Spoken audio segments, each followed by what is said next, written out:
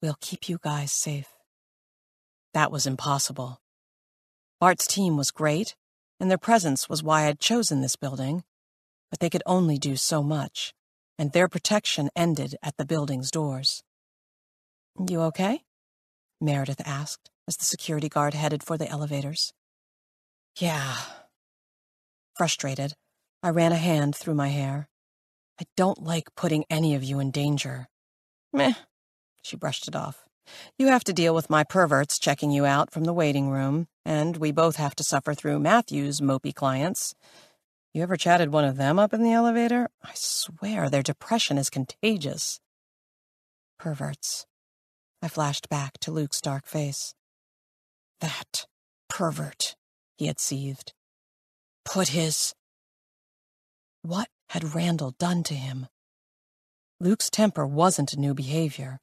It had been present his entire life. If Randall had molested him as a teenager, he would have fought back. Meredith poked me, and I struggled to return to the conversation. You're right. Who cares about getting your throat slit when we have to deal with your clients using up all the hand lotion in the bathroom? Her eyes crinkled at the corners when she smiled. Exactly, see?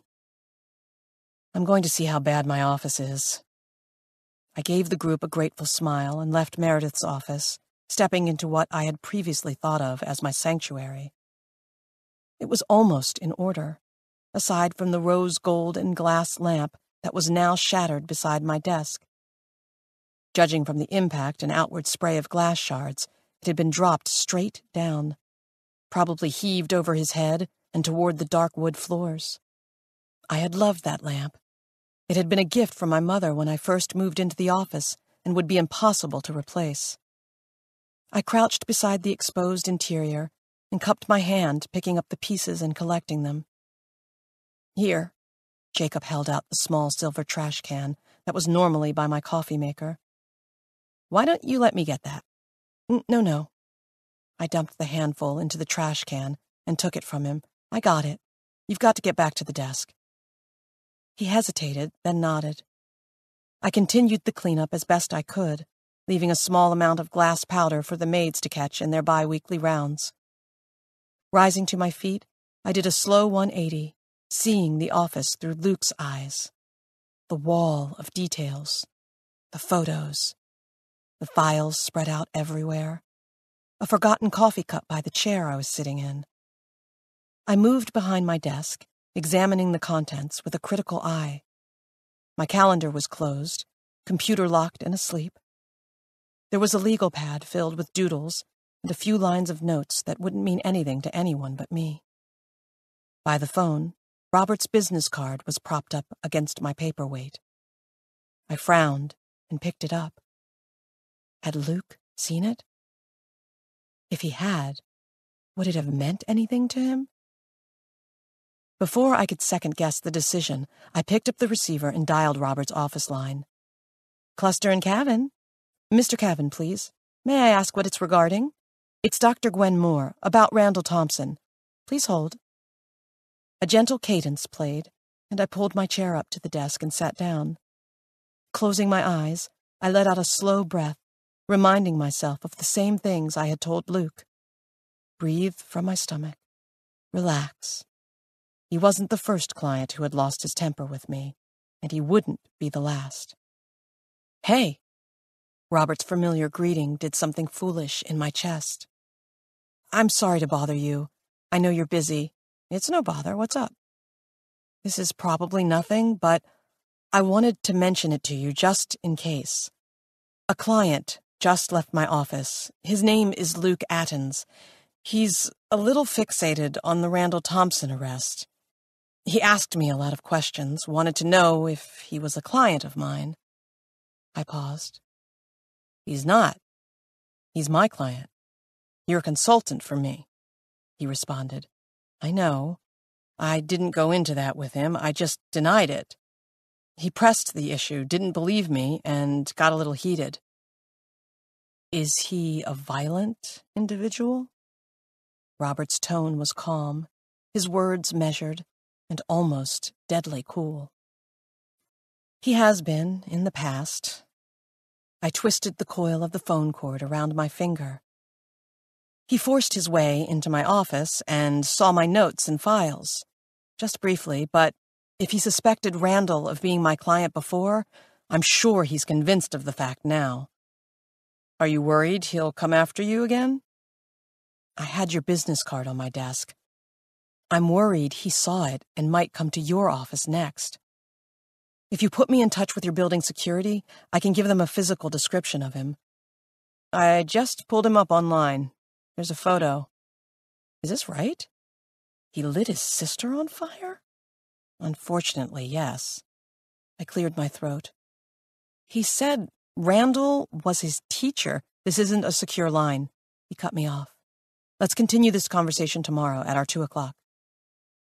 I glanced down at the floor and stilled, catching sight of my purse in its spot against the leg of my desk.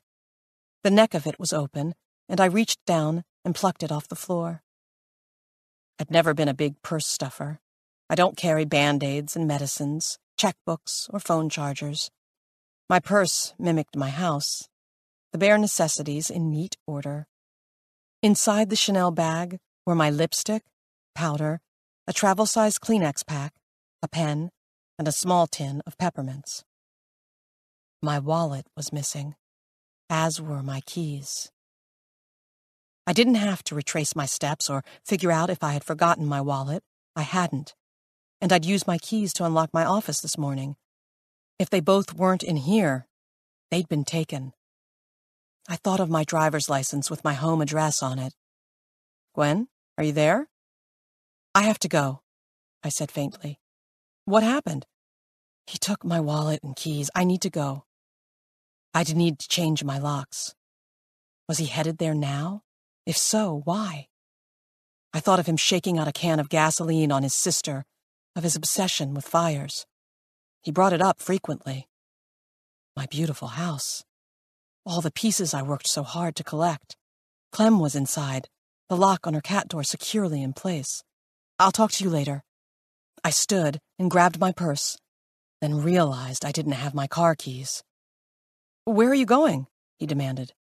I've got my cat at home. If he goes in, my office is closer. I'm leaving now. Call the police and meet me there. He hung up before I could respond. Chapter 25. In my driveway, a squad car was next to Robert's sleek Mercedes. The knot of anxiety in my chest relaxed as Jacob's car pulled up to the curb to let me out. He stared through the windshield at the two men who stood on my lawn. That the lawyer? Yeah, I unbuckled my seatbelt. That's him. Handsome guy. It was the first time Jacob had ever commented on a man, and I swallowed my surprise. Yes, he is. You want me to come in? I reached over and squeezed his forearm. You've done more than enough today. Go home, and I want you to take tomorrow off. I'll email my appointments and cancel them. Meredith and Matthew can handle themselves for a day. Nah, he protested. I'm okay. No, seriously, take it off and enjoy a 3-day weekend. I opened my door and stared at him until he relented.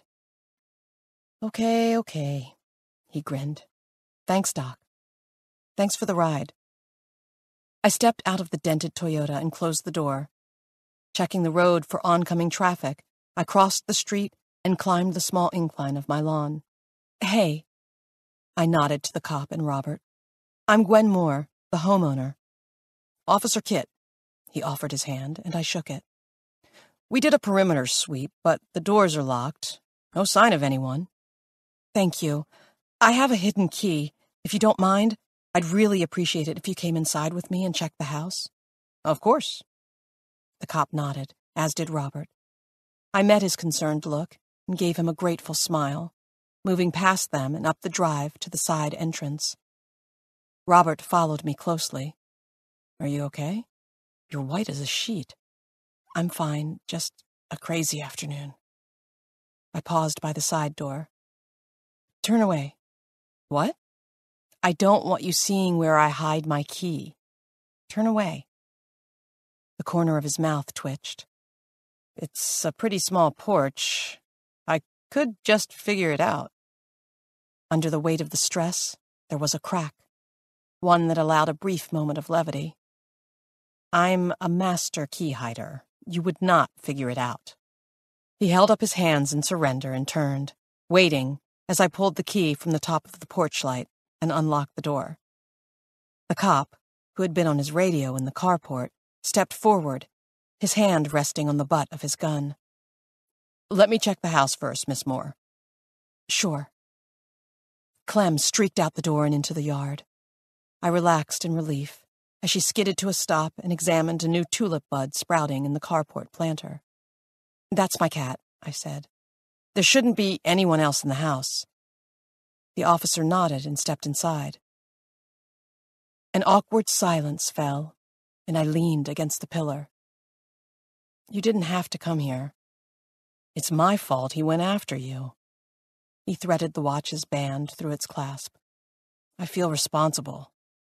I snorted. "Don't. I have high-risk clients. Sometimes they're triggered by obscure things." He took the opposite column and smoothed his hand down the front of his tie. "How did you end up with that specialty? It seems a bit—" He glanced at the house, searching for the right word. "Macabre." I watched as Clem stalked after a lizard. People have always fascinated me. Their motivations, decisions. I like figuring out how their brains work. That doesn't answer the question. Yes, it does. You could figure out a normal person's brain. Why focus on violent individuals? Why defend criminals? He gave a humorless smile. Gwen. I folded my arms across my chest. It's not a short answer. I can respect that. He met my eyes. Why don't you tell it to me over dinner? Ah, I wrinkled my nose. I don't know. Given everything that we're working on, maybe we should maintain a line of professional boundaries. Maybe I want to jump over that line. I smiled. Another night, maybe. The rejection bounced off him like rubber. I won't give up. Spoken like every stalker I've ever treated. He winced. Excellent point. Still, you have to eat. I could bring something over tonight. It'd be safer to have company just in case this asshole shows up. There were so many red flags. The confident eye contact, the playful crook of his mouth, the paper-thin layer of control over his guilt. If he was going through a roster of women in an attempt to distract himself from his guilt, he could use someone else. I'd been there, enjoyed that. While one night with Robert Kavin had been fun, a second might kickstart a risky game with my heart. Then again, he was a handsome, intelligent man, a skilled and generous lover. Was I an idiot for not embracing this opportunity? Wasn't he exactly what every woman in this city was looking for? Plus, I had finished my first draft psychological profile. All that was left were tweaks and polishes, as well as a few days to allow my final determinations to properly marinate in my mind. It would be good to talk through some of my sticky points with him and get his feedback. Why do I feel like you're making a pros and cons list in your head? He asked. Because I am. I glanced at the open door to the kitchen, wondering how much longer the officer would be. I know the pros. What are the cons? Ego, for one. I gave him a knowing look, one he brushed off. What else? I'm just not in the market for heartbreak. You may date around a lot, but I don't. His attention shifted past me and to the street. I turned to see a dark sedan stop at the curb. Robert moved in front of me. That wouldn't be your patient, would it? No, unless his Ferrari is in the shop. I squinted at the car, my concern easing as I saw a tall black man step out. Oh, I know him.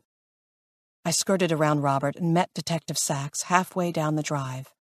"Everything okay?" "You tell me, Dr. Moore. I heard your name and address over the radio. You kill off another client?" He gave me a mirthless smile. "Funny," I said flatly. "I just called the police as a precaution. Someone stole my wallet and keys." He rested his hands on his hips. "You going to change the locks?" "Yeah, locksmith is on his way." His gaze moved to Robert, who approached from behind me. "What are you doing here?" Robert stuck his hand out. "Robert Kavin. I'm working with Dr. Moore on a case." The detective considered the hand, then dismissed it. "I know you, Mr. Kavin. You got Nelson Anderson off after he killed his wife." "If I'd gotten him off, he wouldn't be behind bars." Robert's expression was pleasant, a sharp contrast to Detective Sachs's rigid scowl. "On a bullshit plea deal. He'll be out within 5 years." The detective's attention returned to me. "You could do better with your friends, Dr. Moore." I ignored the dig. "Any updates on John Abbott?" He squinted at me, and it wasn't that sunny out. "Nothing to share." Nothing to share? What did that mean? His gaze swept across my yard. "Well, looks like things are pretty calm here. If no one needs me, I'll head on out." "No one needs you," I thought, and delivered a thank you through gritted teeth as he opened his car door, gave me a final, measuring look, then disappeared inside. I waved. "Cheery guy," Robert said. "I think he trusts you about as much as he trusts me." I turned to look at him. He was joking. "Was he?" There was a moment of heightened tension, then he cracked a smile. I gave an awkward and uncomfortable laugh, then craned my head to the side, catching a glimpse of Officer Kit in the doorway of my house. "The house is clear," he said, holding the door open. "Thanks." I moved past him and into the house, glancing around to find everything in order, my kitchen spotless. "You have a locksmith coming?" The officer spoke from behind me. "Yes," I turned to him. "They should be here any minute." "I can wait until they arrive." "No, I'll be fine, thank you." "I'll stay with her." Robert stepped in. The officer looked between us, then nodded. We said our goodbyes, and I took his business card. Between his and Detective Sachs's, I was starting to build a collection. Once we were alone, Robert arched a brow at me. "So, it's settled. Dinner tonight, say 7 o'clock?" I hesitated, self-aware enough to realize that my biggest problem with Robert Kavin was my attraction to him. Even now, my nerves still frayed from Luke Atten's, and with a police officer backing out of my driveway, my body was responding to his presence. If he strode forward, if his hand cupped around my waist and pulled me against him, I wouldn't be able to resist. And what then? What if I slept with him again? Not as two strangers drunk off cheap beer, but as Dr. Gwen Moore and attorney Robert Kavin. Business associates, with a mess of secrets between us. What then? Chapter 26. At 3 minutes before 7, my doorbell rang. I looked through the glass panes of the front door and let out a frustrated sigh. Robert had brought flowers. Again. The last ones hadn't even died yet. I swung open the door before I had a chance to rethink the action. "More flowers?" I gave the bouquet a questioning look. He swatted at a mosquito. "I was raised to bring a gift when you visit someone's home. I bring men scotch and women flowers. Don't take it personally." "How sexist of you," I smirked. "For the record, I like scotch also." "I'll remember that." He pulled the door shut the minute he was inside and flipped the deadbolt. "The bugs are terrible." I tried not to stare at the locked door, the hardware new and shiny. He was here to protect me, I reminded myself. A bit of added muscle power in addition to the baseball bat I kept in the coat closet. He paused in the foyer and sniffed. It smells delicious in here. I'm sorry you had to cook, but I'm dying for more of your cooking. I didn't respond, still emotionally opposed to this dinner. I had protested, he had countered, and it wasn't easy to debate an attorney. In part because I couldn't share the true reasons for my trepidation, which had less to do with my legal reputation and more to do with the vulnerable swell of hope and attraction that appeared whenever our eye contact held. There had been a lot of eye contact, which was another something I needed to pull the reins on. I'm going to put these in water. He headed for the sink, and I eyed the dining room table, grateful that I had skipped the candles and real china and stuck out some paper plates and disposable silverware. If that didn't send out enough of an unromantic vibe, the sweatpants and baggy t-shirt I was wearing would complete the facade. The water started to run, and I cracked my knuckles, a nervous habit I'd never been able to break. I'm assuming you haven't heard anything from the client? The one who has your wallet? He turned his head so I could hear him more clearly. He was still in his suit, and I pulled at the bottom of my t-shirt. Maybe I had overdone it with the casualness. There was the whole doth protest too much angle to consider. What had he asked me? About Luke? I cleared my throat. No. The police had gone to his house and questioned his housekeeper, but they hadn't found the pizza heir. What's your opinion on his state of mind? I'm not sure, I said honestly. I need to talk to him and explain what he saw in my office. That's the easiest solution to the problem. I've tried his cell, but he isn't answering my calls. Luke's final words, his fury over Randall, hung on my lips. I was dying to share them with Robert, but doing so would violate Luke's client confidentiality. He turned off the water, and I moved closer, watching, as he combined the new lilies with the tulips he had brought earlier. So you'll tell him that you're working for me? I'll tell him I'm looking at the deaths and creating a profile. He set the flowers on the windowsill above the sink and turned to me. You mentioned that your profile is done. My first draft, yes. I'm missing the application or non-application of it as it relates to the subject. Randall, he clarified. Yes. I'll be ready to talk to him this week if you can set that up. Absolutely. Just let me know what day. I'll make it happen. This week, I would sit across from the alleged Bloody Heart killer. I had tossed out the interview mention as if I didn't care, but the idea of it was constant. Would he fit my profile? How high was his emotional intelligence? How would he respond to me, and which questions should I ask? I'd like to see the profile so far. I opened the oven and peeked at the pot roast, which had another 4 minutes according to my timer. I just need to think through a few pieces of it. I can email it over tomorrow. He leaned against the counter and loosened the knot of his tie. Do you still feel like something is off? Yes, I admitted. But there's another thing I want to make sure you're clear on. He raised his eyebrows, waiting. I'm going to be honest with my assessment. If you put me on the stand, I'll deliver the truth, including how Randall Thompson might fit the profile. He held up his hand, palm facing out. Whoa. If I expected a jury puppet, I wouldn't have wasted your time in giving you the files. I would have just told you what I wanted you to say. Okay. That was valid. I just wanted to make sure that was clear.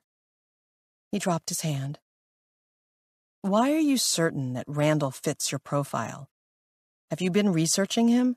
Because you were the one who told me. I haven't done any research on Randall, I snapped. The timer shrieked, and I silenced it, then worked my hands into 2 thick Garfield oven mitts. But I know the basics of his arrest. You've got a victim's testimony and evidence. You're referring to the box of souvenirs. He rubbed along the side of his jaw, scraping his fingers through the short hair, and I catalogued the movement in case it was a tell. Yes. You're stuck on the innocence of a man who had pieces of the victims in his home and Scott Hardin pegging him by name. I pulled off the oven mitts. You're wasting money in hiring me. It doesn't matter what psychological theories I give on the stand. They're going to convict him. Because he's guilty. As my first logic and reasoning professor liked to say, if something smelled like shit and tasted like shit, you didn't have to see it come out of a horse's butt. I had raised my hand and asked him how he would accurately recognize what shit was supposed to taste like. Looking at this logically, Randall was guilty. So, why was Robert defending him? To get close to the man who killed his son? To punish him in some other way? He picked up a hand towel and slowly wiped off his hands. I can't tell if you're intentionally frustrating me or just being obtuse. What? I sputtered. He looked at me in silence, like he was waiting for something.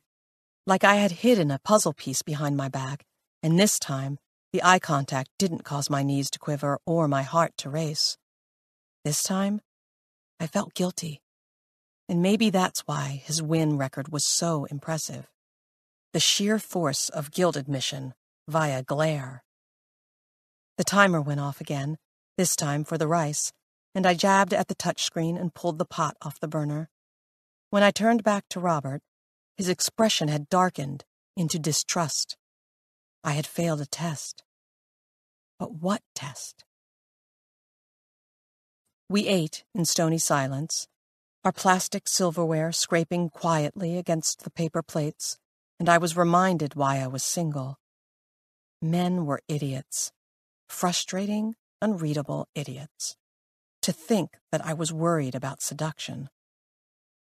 He broke the silence as he was sopping up the final bite of beef sauce with his bread. This is delicious. He took a sip of wine, which I had opened when it became obvious that neither of us was going to make conversation. Where'd you learn to cook? Your mom? I folded my napkin long ways in my lap and chuckled at the sexist assumption. No.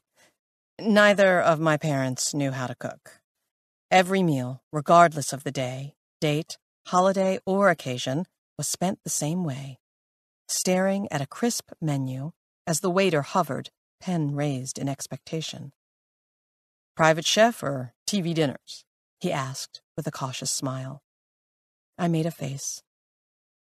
When I was young, we just ate out. Back then, the restaurants were always trademarked by white tablecloths and snooty staff. I cleared my throat. As I grew older and money grew tighter, the restaurant meals were soon out of our budget.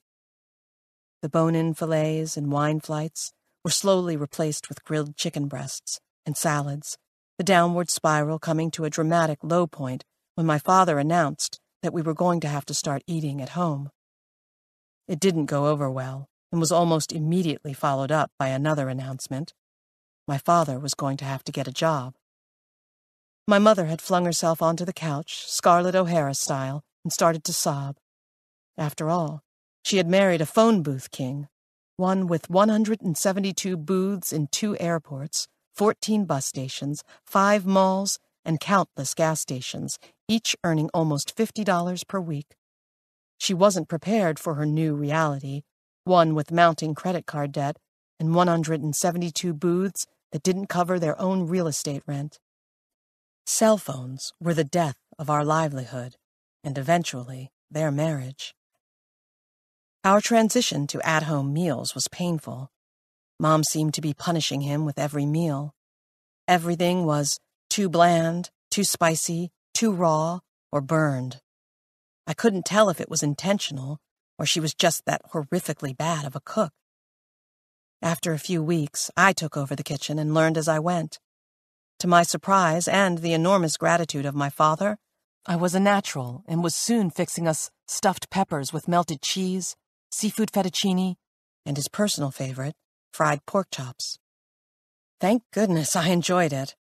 It was the one positive to come from what eventually led to Mom's alcoholism and Dad's emotional withdrawal. I took my own large sip of wine. Robert, who had remained quiet during the story, rose and reached for my empty plate. I wasn't close with my parents either. He moved through the arched doorway into the kitchen and spooned a second helping onto his plate. But I had 2 brothers, so I had someone else to bond with. I had an older brother, but he's 7 years older than me, so I was a bit of an only child when things got really bad. I picked a piece of bread out of the basket and tore it in half. Being the only child left at home taught me to be more independent, to emotionally take care of myself. It was good for my character. I glanced at him. It was probably good for Gabe's. He groaned. "No counseling, please. Gabe is the last thing I want to talk about." Grieving parents often spoke constantly about their children, or not at all. It seemed that Robert was the latter. Still, a resistance to conversation wasn't an indicator that the subject should be avoided. Quite the opposite. You know, all the BH victims were sibling-free. That caught his attention. "You're right." He looked at me, surprised. "Why is that?" "It could be convenience," I remarked. "It's easier to take a teenager who travels back and forth to school alone, for instance." He was silent for a moment. "My wife," he cleared his throat, "wanted another child. I didn't." "Gabe," he sighed.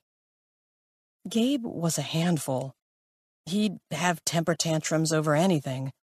It started when he was 2, and I didn't have the patience for it, much less a second baby. He got better as he got older. Maybe if Natasha had brought it up again when he was 6 or 7, I might have said yes, but..."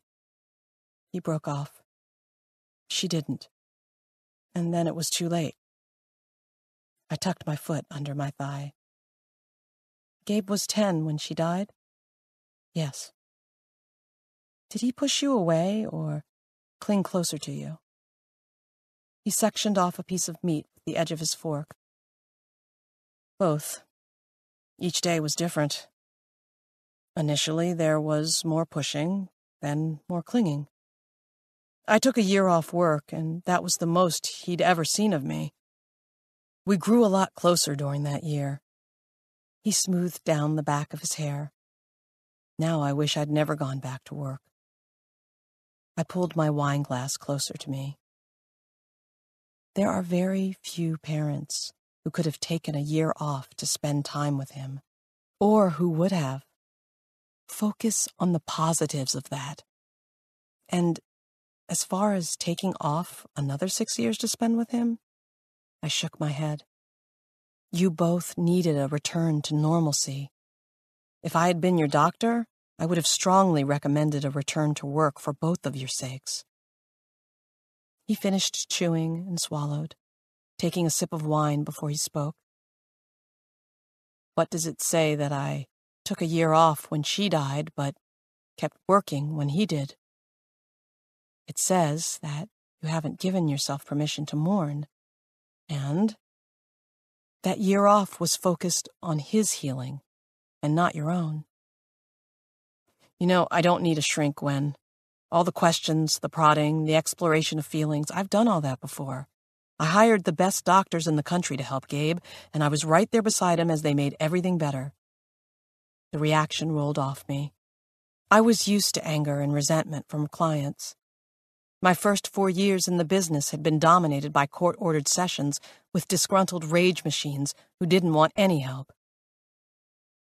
"You seem like you have your life together," I said mildly.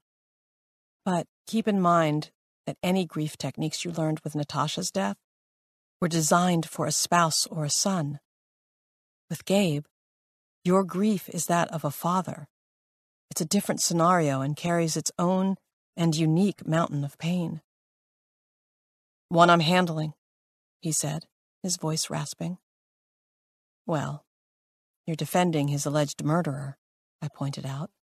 "So you veered down a rather unorthodox path of healing, if that's what you want to call it. It's working for me." "Okay." I poured the final amount from the bottle of wine. "So, the boys were all only children." He changed the subject. "What other commonalities did they have?" I rolled with the new topic, eager to talk it through. There's the obvious. They all fit a certain mold. Rich, good-looking, popular, 17 years old, male. Are you familiar with the psychodynamic theory of criminology? Vaguely. It has to do with unconscious personalities, right? I nodded. Specifically, the development of those unconscious personalities by negative experiences. The unconscious personality, which we call the id, is the primitive drive that most of us are unaware of. The drive to eat, sleep, protect our loved ones, have sex. I colored slightly and continued on. That id is normally kept in line by your ego and superego, which are the other pieces of your personality that govern your morals and societal expectations. It tells a man that though he wants to screw his wife, he shouldn't do it in the middle of the grocery store. Or, in a less crude analogy, though you may hate your boss, killing him isn't the solution that makes the most sense, given the consequences and moral turpitude of the act. I had his full attention, his gaze on mine. His breathing slowed, senses fully engaged, food forgotten. It was intoxicating, and I struggled to maintain my momentum. Serial killers are often overtaken by their id, due to a weak ego and superego. The psychodynamic theory blames those weak egos on a lack of proper development, typically during adolescence and often from trauma. In this case, I searched for the right way to explain it. If the killer was bullied during his formative middle or high school years, it could have stunted his personal development of his ego and superego, which makes him at much higher risk for his id to manifest latent feelings of oppression toward an individual who reminds him of that bully. Wait, he held up his hand. So the killer was bullied by someone who fits this mold. Rich, good-looking, popular. Maybe bullied. Maybe molested. Maybe manipulated. This is just a theory, I stressed. A possibility. But it would explain the resemblances between the boys and the abuse. He's not just killing them. He's toying with them. He's building a relationship with them. He's fighting for their attention in every way he can get it. And then, either he loses control and they die, or he grows bored with the boy and he ends it. My profile points to the latter. I paused and took a sip of wine. He grows bored and kills them, he confirmed flatly. Yes. It was my turn to change the subject. Can I ask you something about Randall? At his nod, I continued. Have any other students come forward and said anything, male or female? He paused. Not particularly. I mean, in the last 20 years? A few complaints from disgruntled students, but nothing major. Male or female students? I thought of Luke, his eyes red, face trembling in rage. He couldn't have been the only one. Surely there had been more. All female. He picked up his fork. Now, can the Inquisition stop long enough for me to enjoy these last few bites of home cooking? I smiled. Sure. Go ahead. At the sink, Robert ran hot water as I packaged up the leftovers for him to take home. I glanced at him as I snapped a lid into place. He had abandoned the jacket and lost the tie, his stiff shirt sleeves now rolled up to the elbows, his posture relaxed. The change was nice. He reached past me for a dish towel, and our sides brushed. So, the detective who came by earlier. He picked up a sponge and began to scrub it against a pot. What was that about? I put the rest of the bread in a Ziploc bag and sealed it close. I think he's just keeping an eye on me. Why did you ask about John Abbott's death? They're investigating it? I think they investigate all deaths, especially when it's a situation like that where two people are involved. Is it suspicious? I hesitated. He's a defense attorney, I reminded myself. someone used to picking apart cases and looking at them from all sides. Still, my unease grew. What exactly had he seen in John's file? I stacked the containers and put them into a bag with the bread. I don't think so, I said carefully. People have heart attacks all the time. Even though Brooke was fairly young, I think she had a family history of that. John had said that to me once, hadn't he? He'd said something about her medicine, something about her mother. I would have made a notation if he had, especially because poisoning had always been a common method in the laundry list of ways that John wanted to kill her. As a pharmacist, it had been one of the most logical paths for him to take, but also one of the most risky in terms of drawing suspicion. It was another reminder that I needed to do a full overview of John's file. I should have looked already, but I'd been putting it off due to guilt and the newer, more exciting distraction on my time, the BH case. Oh, so Brooke's death is the one they find suspicious? Too late. I realized the error in my response. I had replied to him while knowing the most likely true sequence of events. John kills Brooke, kills himself. Outside observers, both he and Detective Sachs, would put the bulk of attention and suspicion on the stabbing death, not the heart attack. It was why Detective Sachs had asked whether Brooke might have killed him, and what Robert had been referring to when he had asked about the case. So, maybe he hadn't read John's file. Maybe he hadn't seen more than a line or two. Maybe all my paranoia was completely off base. No, I quickly amended. They don't find her death suspicious. I was just saying that heart problems ran in her family, and John was very close to her. People handle grief in strange ways. So, you think it's possible that he killed himself? Yeah. I turned to meet his eyes. I do. He nodded, returning his attention to the pot, and inside, my unease bloomed. Chapter 27. I woke up alone with the taste of regret, or potentially sour wine in my mouth. Robert had left without incident or anything as bold as a kiss on the cheek. Now my body felt cheated. I stared up at the ceiling and realized with a strong dose of self-loathing that I had expected to have sex with him. So much for my stern stance on professional distance. Thank God I hadn't made a move, though the conversation had certainly stuck to topics that doused any thoughts of romance.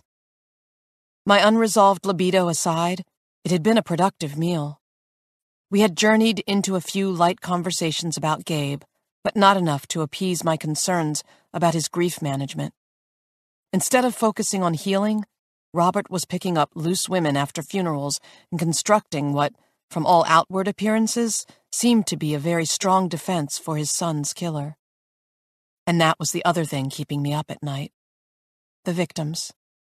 The agonized faces of the parents on the news. Was I helping to free their murderer?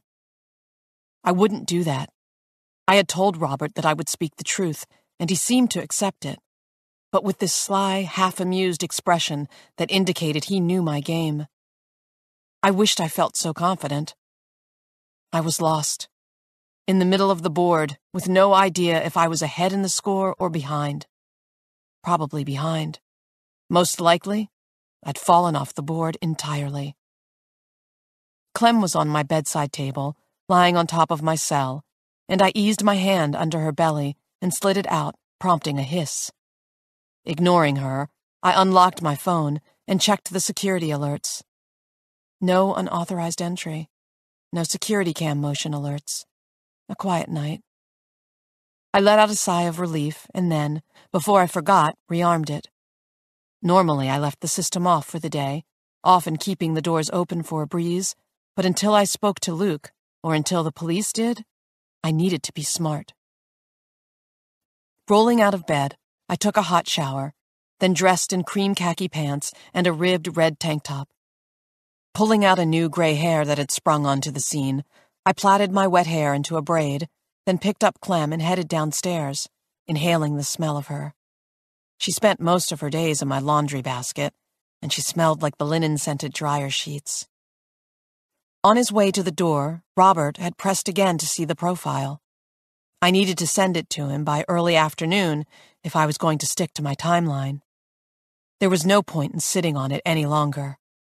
My core avatar, an organized, control-oriented killer who had been molested or raped during his teenage or adolescent years by a wealthy and popular teenager, had cemented. I needed to get the draft off my desk and into his hands so I could focus on a more urgent task: re-reviewing John Abbott's client file. The questions about Brooke's death had made me second-guess his mention of her family history of heart trouble. I wanted to pin down the possibility and was due for a re-review anyway. With Detective Sachs still lurking around, the possibility of my client file being subpoenaed was a plausible concern. I needed to copy the file and study every moment of it, from first appointment to last.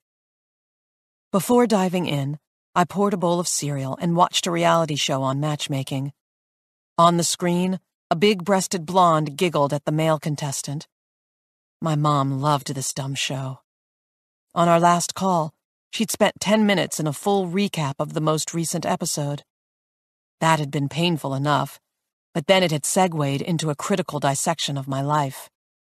A childless, single woman in her late 30s was grounds for maternal panic, and she had bleated her concern at top volume for the bulk of the call.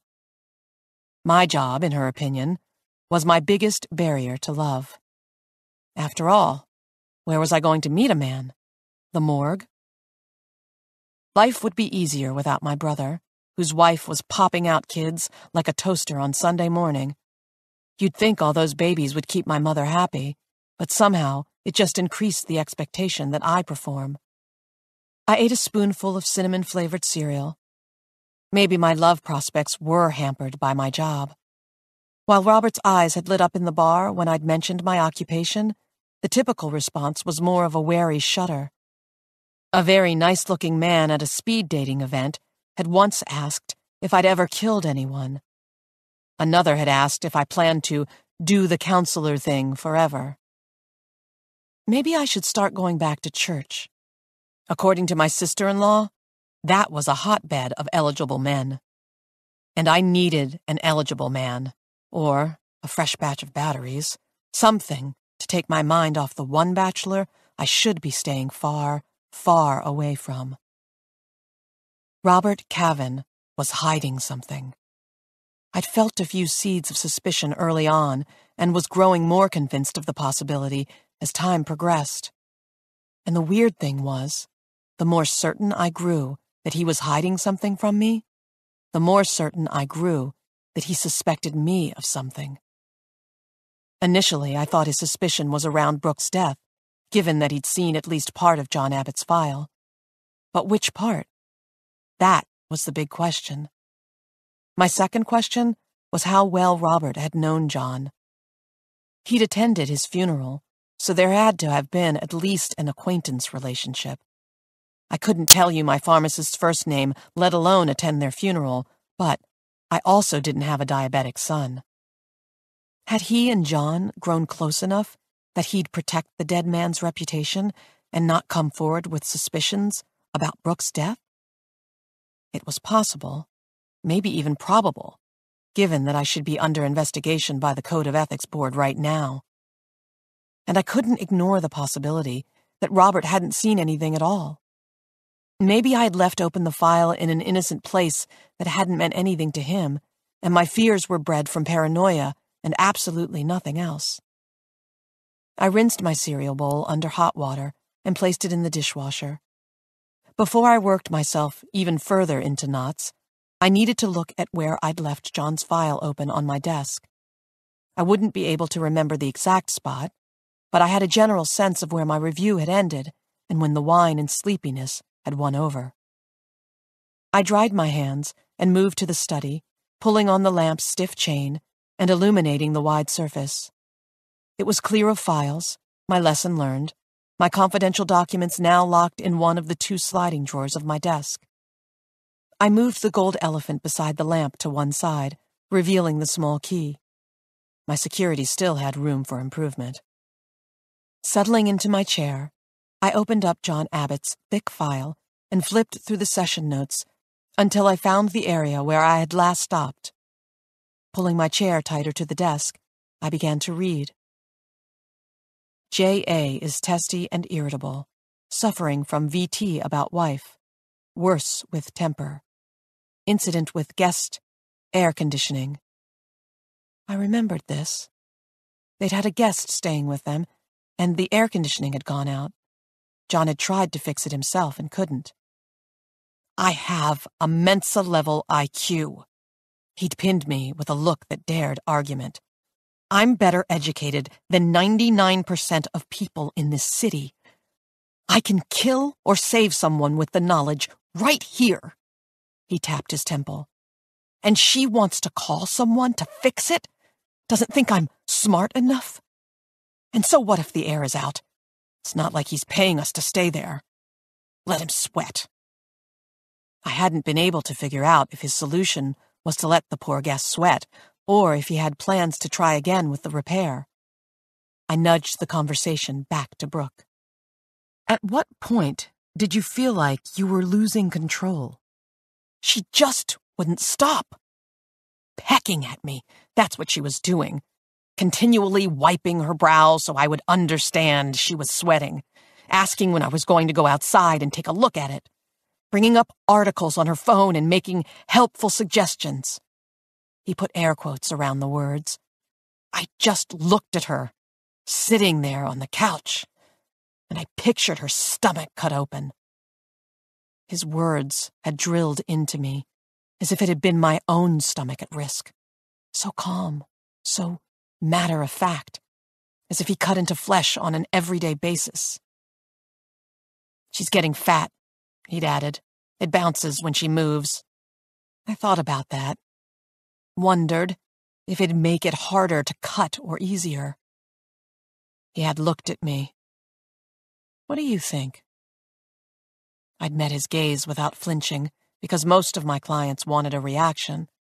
For some, that's why they kill. Because they're standing there, screaming at the ones they love and aren't getting the feedback they want. I wasn't going to give him a reaction. I think we need to work on you not having that visual.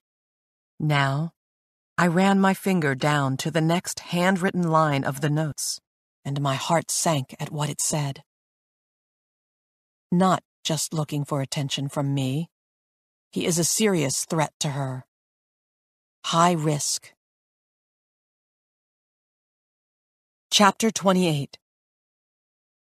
Nita watched as her husband put their Range Rover in park, the movement deliberately slow, all of them dreading this moment. She twisted to unlock her belt and glanced into the back seat, where Scott sat, his body slumped against the window, his gaze out on the police parking lot. I don't want to go back in there, he said quietly. You know what they did to me last time. She closed her eyes, blocking out the memory. The medical examiner had told her that it would be quick. A DNA swab of his genitals and a rape exam kit. It had just taken 15 minutes, and Scott hadn't met her eyes when he'd come back to the waiting room. He'd even walked differently. She thought of college, when her roommate had gotten drunk and blacked out, and Nita had taken her the following day to the Women's Crisis Center to see if she had been raped. Her roommate had sobbed the entire way home and said that she would have rather not known than undergone that exam. They're just going to ask you questions. Their attorney, who had gone to college with George, spoke up from behind her. And I'll be right there. But I have to answer all their questions? I'll step in if they ask you anything that is inappropriate. But we need you to be honest with them, Scott. It'll help with their case against Mr. Thompson. Scott limply pulled on the door release handle and slowly stepped out of the car. Nita met her husband's eyes. George gave her a reassuring smile. It'll be okay, he said quietly. But would it? How could it ever be okay again? As they moved down the hall of the police station, The heel of Nita's sandal caught on an uneven piece of flooring, and she stumbled forward. George caught her, helping her back upright, and she smiled at him in gratitude. She should have worn flats. After months in her pajamas and slippers, she felt off balance in high heels. Assuming she didn't fall flat on her face, they just needed to get through this questioning so they could get back home. They weren't criminals, and Scott wasn't under suspicion. While there would eventually be a trial, for now, they could knock out these inquiries, then get back in their Range Rover and go to lunch. She could sip an ice-cold mimosa, and they could discuss college. Not Vanderbilt, not anymore. He should be closer to home, given everything that had happened. Pepperdine would be perfect. Small, private, and safe. Crowding into the small viewing room, she looked through the glass at Scott, who was seated, their attorney right beside him. Juan was good, though criminal law wasn't his specialty. Still, he'd known Scott his entire life, and this questioning, as the detectives had assured them, was mostly fact-finding. 15 or 20 minutes tops. Detective Erica Petz cleared her throat. "Scott, I need you to tell me about the place where you were kept." Nita shifted on her heels. Scott had already told them that he didn't know, that he'd been blindfolded. Blindfolded for 7 weeks, they had asked. 7 weeks of darkness. No wonder he couldn't sleep. It was amazing he didn't need a lamp left on in his room. "I don't know anything about it," he mumbled. "I was blindfolded." "Look up," Nita wanted to shout. "Look into their eyes so they believe you." "Well, you were blindfolded in the room, but then you escaped, right? So we need to know what you saw when you got your hands loose. You took off the blindfold then, right?" "It was dark," Scott said. "I felt my way to the door and then down the hall. I was running. I didn't really see anything until I got outside." "And you didn't have to go down or up any stairs to get outside?"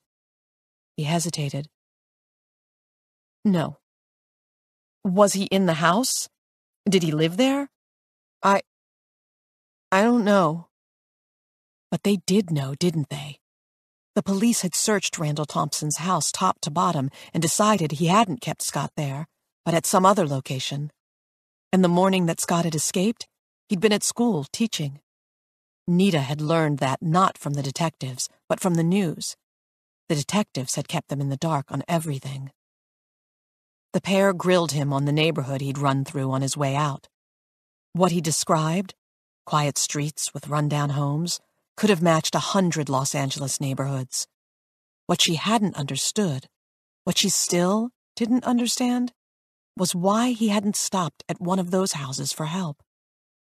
Why hadn't he flagged down a car? Why had he run for miles, all the way home? "Let's go back to the room where you were kept. We understand that you didn't see anything, but let's talk about what you could hear, what you could smell. Could you hear any activity in the house?" This was the other officer, the chubby male, who stood in the corner, one foot crossed over the other. Scott paused. "I don't think so."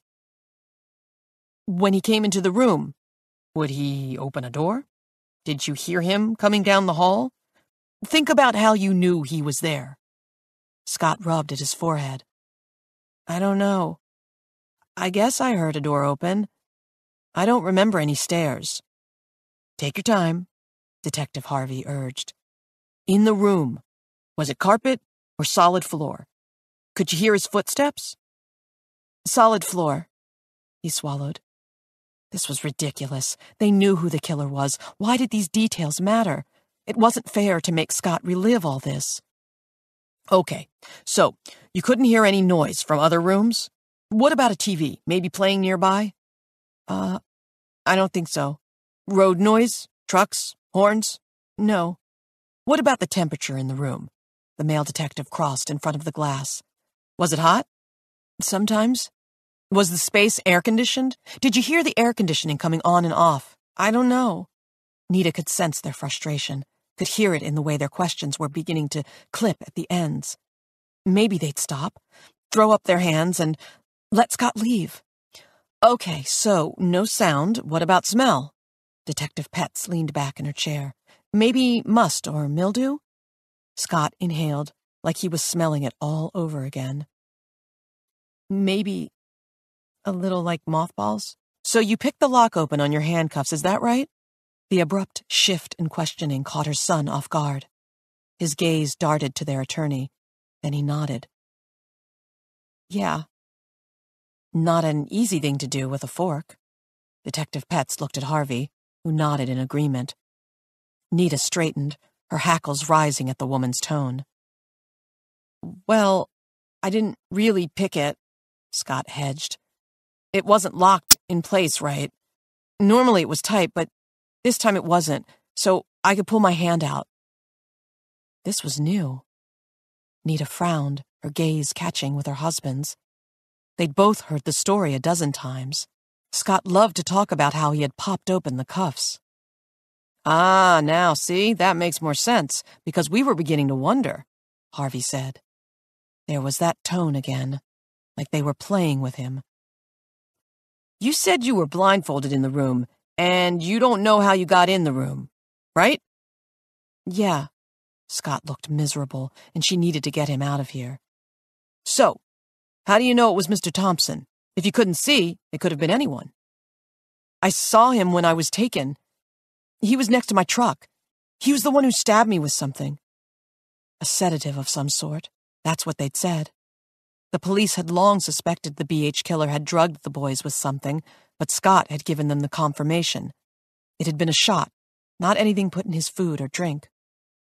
And you recognized his voice in the room? Because he might have taken you, but then passed you off to someone else. Scott wavered. No, he said finally. It was him. He would talk to me. He nodded, his gaze glued to the table. Yeah. Him. He was a pervert. He told me about things he'd done, girl students he'd raped. There was a moment of silence as the room absorbed the new information. George put his arm around Nita and squeezed her to his side. Any girls you know? Names you could give us? He shook his head and crossed his arms over his chest, and she knew a stubborn streak when it was coming. He was about to clam up, to get defiant. Did he tell you why he was doing this? Scott didn't move, didn't speak, didn't acknowledge the question. Hot under George's arm, Nita pushed free and mentally begged her son to respond. He just said he needed to put me in my place. He tucked his chin against his chest, and the next words were soft, almost so soft that she couldn't hear it. What was that, Scott?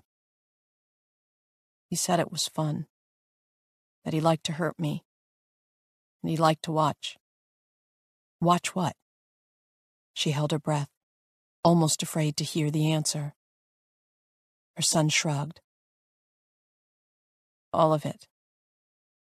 He ran a hand through his shaggy blonde hair, pulling it forward over his face, and stood.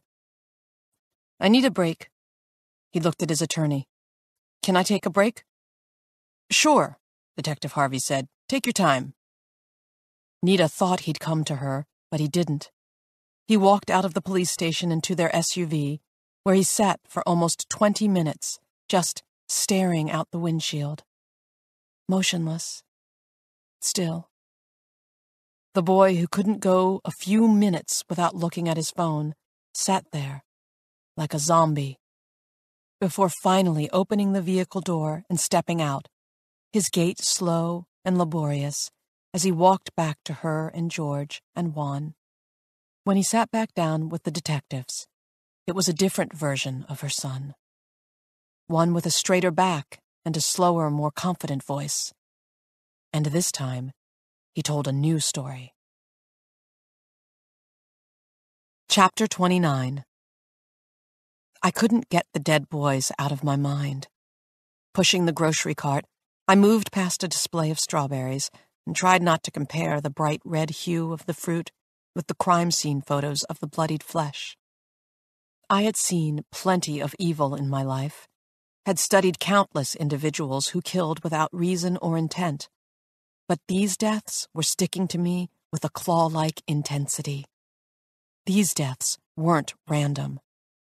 The careful and consistent structure of kills, the ramp-up, even Scott Hardin's escape, it all meant something.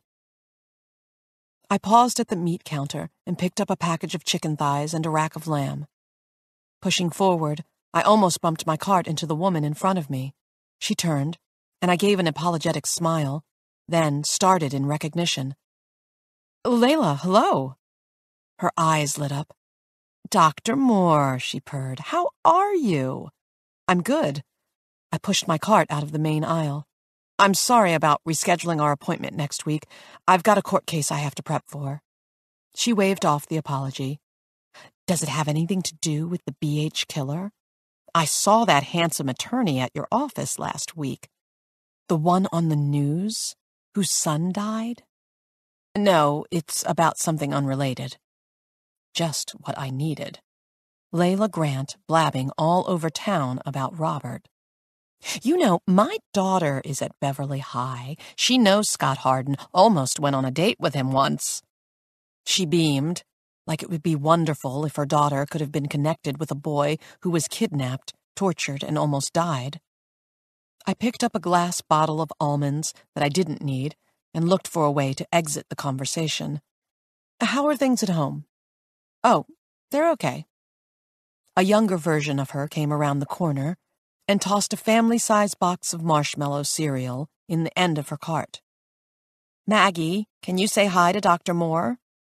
The teenager examined my red ballet slippers with a sneer. "Can I say hi? Of course I can." I ignored her entirely. "Maggie," Layla pleaded, and I wondered if her inability to control her child was one of the reasons she manifested violent fantasies about her sister-in-law, a woman who seemed to have flawless control over her life. The teenager pushed her hair out of her eyes, and I saw the scars on the insides of her arms, old and new, crisscrosses of pain and depression. My eyes met Layla's. "Maggie, will you grab us some ice cream?" she suggested brightly. "Whatever flavor you want." The girl turned without responding and slunk down the aisle. I waited until she was out of sight, then spoke. "How long has she been cutting herself?" She sighed. "About 2 months. I try and keep up with Neosporin, but as soon as the wounds heal, she opens them up again." Something about the statement snagged in my brain.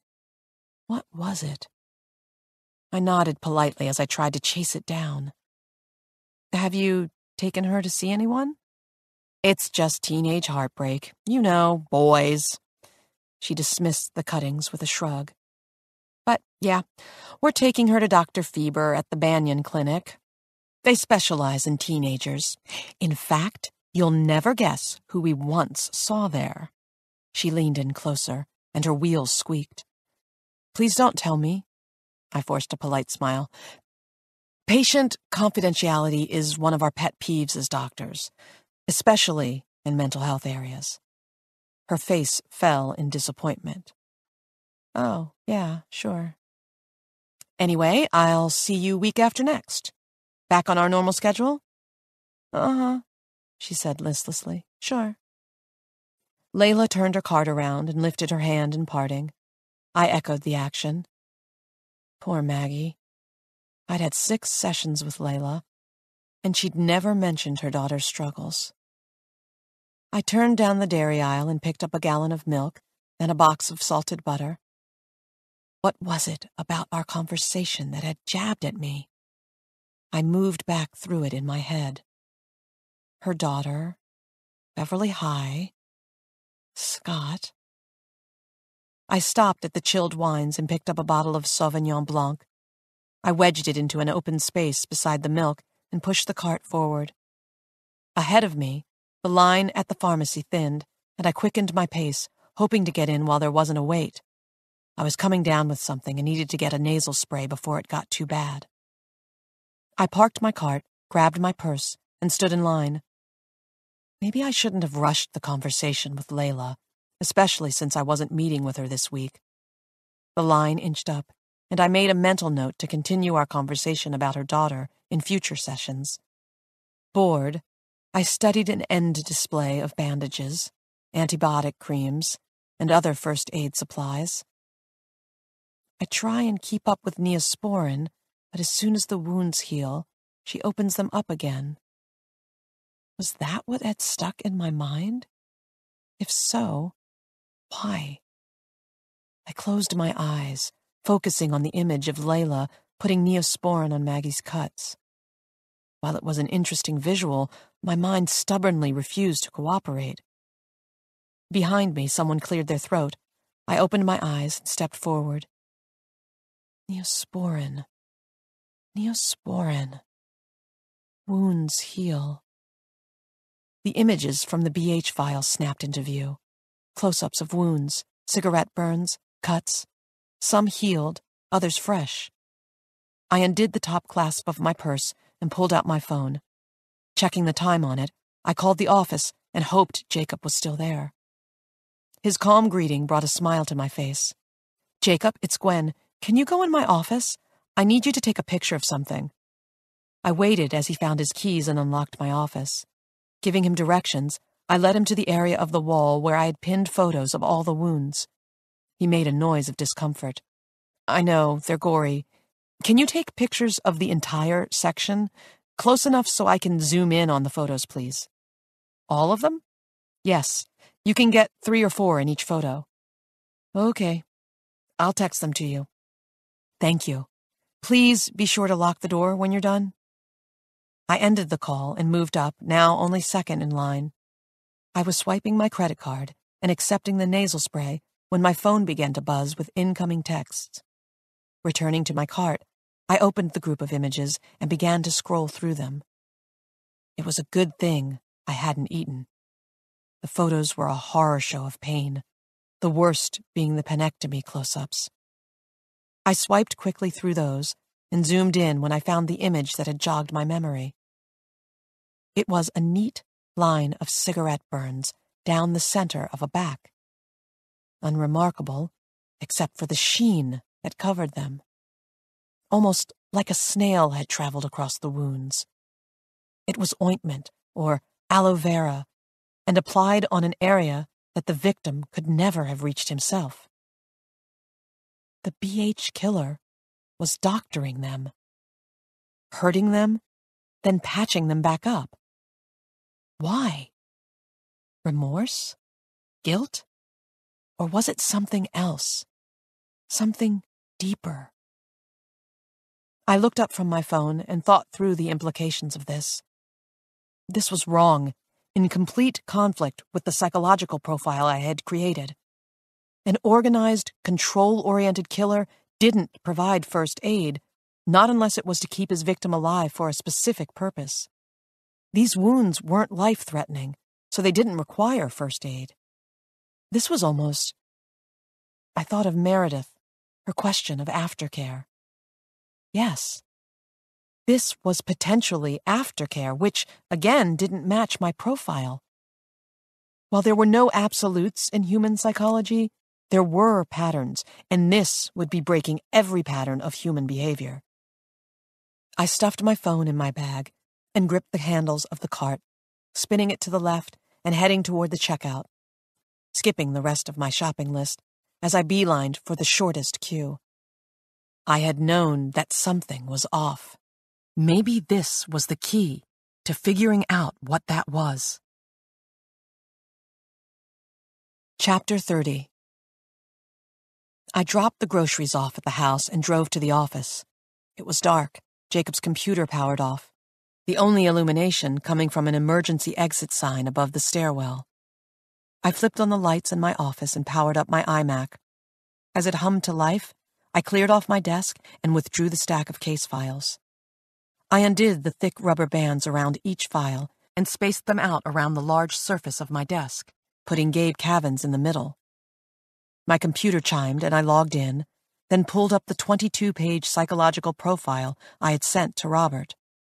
I printed out 2 copies of the document and grabbed a red pen, Flipping on the desk lamp, I curved the neck so it shone down on the folders. My first order of business was to determine if there was actually aftercare involved, or if the photo Jacob had sent me was an exception to the rule. I opened the first file. Trey Winkle was 17, a lacrosse player from Sarah Retreat. He was found in a ditch along the entrance road to the Griffith Observatory. I flipped to the autopsy section and scanned the findings. Some adhesive residue along a deep cut in his thigh. The wound was clean and looked cared for. A Band-Aid would be the likely explanation for the residue. My killer wouldn't use a Band-Aid. I flipped to the next victim, Travis Patterson, well-fed. His hair was clean, partially healed wounds. I pulled out a pad of paper and took notes, moving through all 5 files before getting to Gabe Kavin's. I took a deep breath. A pattern was already established, but Gabe had been an anomaly from the start. His death was more brutal. Maybe his care had been skipped. But it hadn't. Like the others, he was healthy at the time of his death. Also well-fed and cared for, if you ignored the torture and rape every couple of days. I set down the pen and rubbed my temple. If guilt and regret were responsible for the kindnesses, but the individual was still engaging in habitual violence, then we were talking about a disorder. This wasn't bipolar disorder or borderline personality disorder. That would be characterized by manic swings or episodes, and there was no way that a manic individual would be able to execute this level of evidence-free and precise pattern kills. I leaned back in my chair with a groan and looked up at the tray ceiling.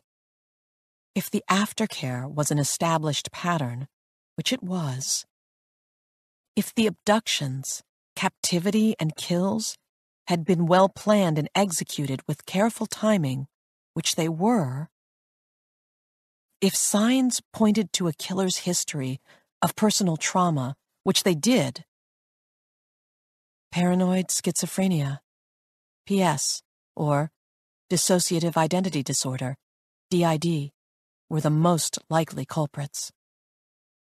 Paranoid schizophrenia was the most common mental disorder diagnosed among any criminal, but especially serial killers. David Berkowitz, Ed Gein, Richard Chase, Jared Lee Loughner.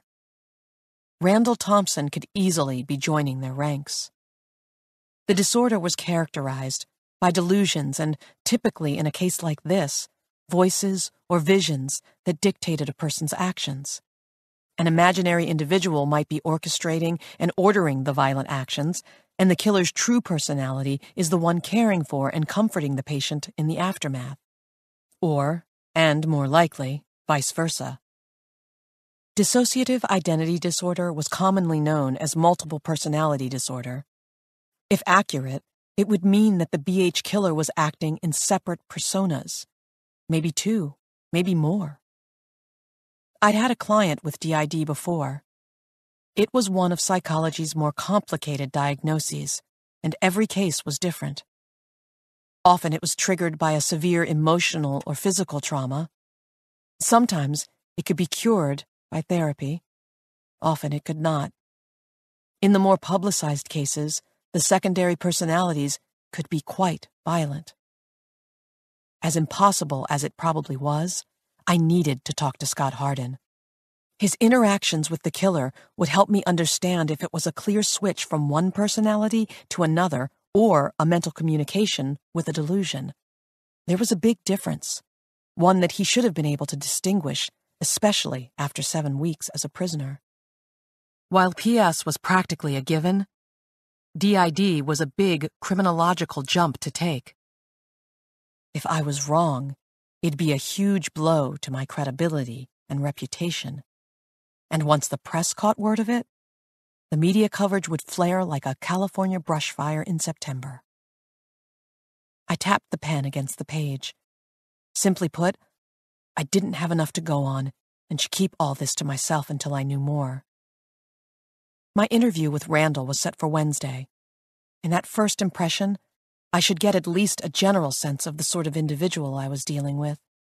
And Robert's office had to have private investigators they could hire. DID-affected individuals left clues that an investigator could unearth. Missed appointments, forgetfulness, unexplained outbursts. The elevator dinged, and I glanced through my open office door, my tension easing as a woman and a cleaning cart exited the car and rolled into the reception area. Luke had been eerily quiet. The police had finally found him, questioned him, and gotten bupkis in answers. According to Luke, he hadn't taken my wallet or keys. I reported all my cards stolen and wasted my entire Sunday afternoon ordering new IDs, club cards, and a replacement fob for my car. The police had nothing to charge Luke with, so he left. Since then, he hadn't made any effort to contact me, which should have been reassuring, but it wasn't. Instead, the silence felt like the pregnant pause in a horror movie, right before the chainsaw-wielding villain springs out. I closed the file and stood, leaning over and gathering each folder into place, then stacking them all in the middle of my desk. Moving my mouse, I disrupted the screensaver, then shut down my computer. I needed to get home and, for the rest of the evening, try not to think about death. Chapter 31. Robert's door was ajar, his attention on his monitor, and I rapped my knuckles lightly against the wood, then ventured a step in. "Hey." He looked up and raised his eyebrows, surprised.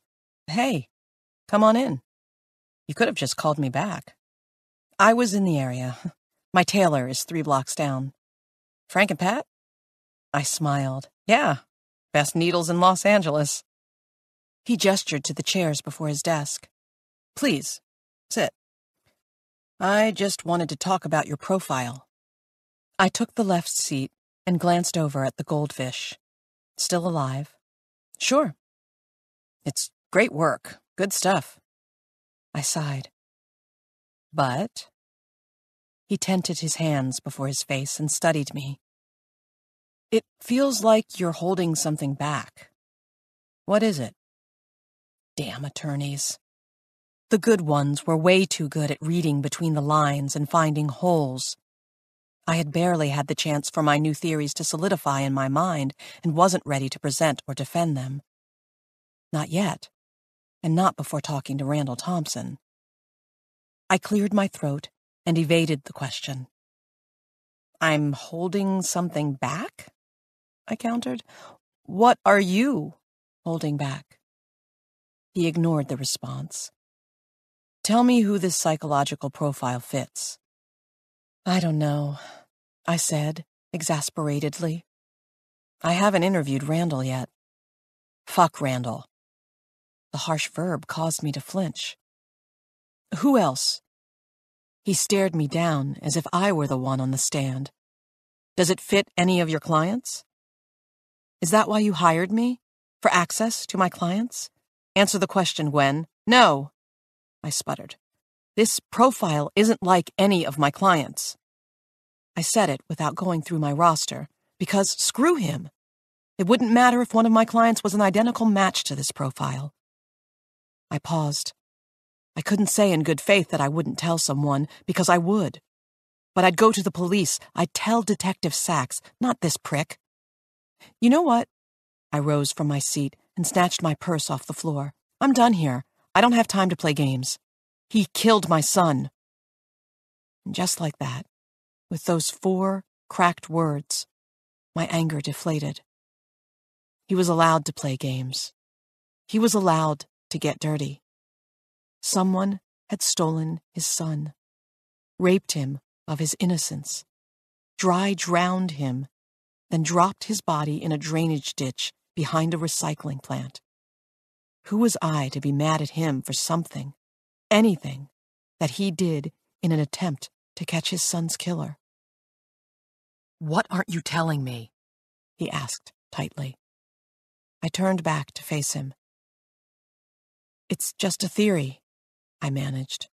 "About the killer?" I gripped the top of the leather chair. "Yes. Tell me. I sighed. It's not confirmed, and needs some research. A private investigator would help, and I need to speak with Randall multiple times, if possible. I could share my ideas with you now, but it'll only be a distraction. What's in my report is more solid, much more solid. I met his eyes, and the pain in them was raw and flaring. It'd only been 9 months since he had buried his son. Too soon. It could be wrong, I pointed out quietly. Just tell me. He bit out. There are contrasting actions on the part of the killer. He hurts them and then puts salve on their wounds, tortures them but feeds them well. His actions show dramatic swings in his compassion levels. Some actions are almost loving. Then you have the barbaric act of removing their genitalia. I inhaled, prepared for ridicule the moment my next words came out. It's possible that the swings are consistent with someone with either paranoid schizophrenia or dissociative identity disorder. Robert looked down at the printed profile before him and let out a quiet snort. It wasn't quite a laugh, but it wasn't the intelligent reception of the idea that I was hoping for. Like I said, I told him stiffly, it's not something I could stand by in court. But you believe it. If your child was the one who had died, you would pursue this path of thinking? He looked back up at me. No, it was too risky. I swallowed. I'd keep it in the back of my mind, but I wouldn't commit to it. He held his stare on me for a long time, and it was the sort of look you put on a Where's Waldo board. An intent focus looking for the one piece that doesn't match the rest. I shifted, uncomfortable under the scrutiny. What? I finally asked. I'm just trying to figure out if you're really smart or really dumb. That's funny, I said dryly. I spend most of my time trying to figure out if you've lost your mind or can somehow see the future. He chuckled. Okay, let's talk in arguable ideas for a moment. He tapped the top of a stack of pages, and I glanced at it, recognizing the cover page of my profile. You've given me a potential psychological picture of the killer. He shook his head. I'm going to ignore the possibility of a psychological disorder for now. Let's assume he's a single male, likely sexually abused or seduced by a popular teenage peer when he was young, highly organized, control freak, intelligent, and analytical. Yes. So, let's go. He scooped up a small ring of keys from his desk. Let's see if Randall fits the bill. I glanced at my watch. Right now? I have an appointment on Wednesday to meet with him. It seemed reckless to head to the jail without planning and emotional preparation, especially given my new potential diagnoses. This was big, the biggest moment of my career. What if I asked the wrong question? What if he said something historic and I wasn't prepared? Why not? You can go Wednesday also. He held open his office door, his brows rising in question. I thought talking to killers was what you did. I thought he wasn't a killer, I countered. A grin pulled at the corner of his mouth. Well, let's find out. Chapter 32. You don't seem nervous. Robert emptied out his pockets into a small bowl held out by the security guard. I'm not nervous, a little excited. He chuckled. Excited? That's an interesting emotion to have. We moved through the metal detectors, then waited for our items to pass through the conveyor belt. I looked down. Cute socks. They were a gray argyle with small flamingos printed across them. He moved his toes in response. Cute polish. Would you call that magenta? I was thinking plum. He grabbed my heels off the belt and passed them to me. We sat in the metal folding chairs against the wall and put our shoes back on. I glanced at the security guards, who were laughing at something. "How often have you visited him?" "Randall? Every other day." "Really?" I stood and waited for him to finish tying his shoes. "That seems like a lot. You have that much to talk about?" "Not really. Most of them are more of a pep talk visit." He stood and retucked the back of his shirt in. "He's not doing too well." "Does anyone do well in prison?" I asked. His hand gently rested on the small of my back as he guided me to the left hall. "I'm worried about him. I'll be curious what you think about his mental fortitude after talking to him." "He's still maintaining his innocence?" He sighed. "Yes." He pressed an elevator call button and we paused, waiting. I glanced at a camera that pointed down at us. "You know, it's weird, right? That you're defending a man who was on trial for murdering your son?" We stepped into the elevator. "I wouldn't defend him if I thought he was guilty." "Have you defended guilty people before?" "Sure." He selected the third floor. "But I wouldn't in this situation, for obvious reasons." "So you're willing to overlook morality unless it involves your family?" He let out an irritated huff. "I wouldn't put it that way." He turned his gaze to me. "But sure, my moral compass can be off at times, same as yours." I folded my arms across my chest.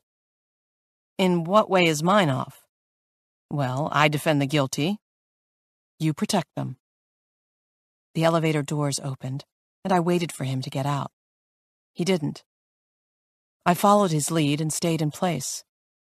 "How do I protect the guilty?" His face hardened.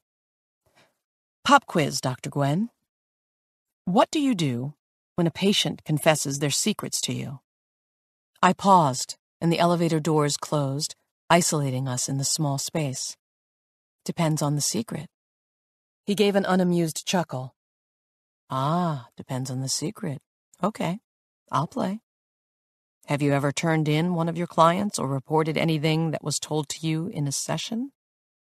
Something in the way he asked the question made it seem like it was wrong that I'd never broken a client's confidence.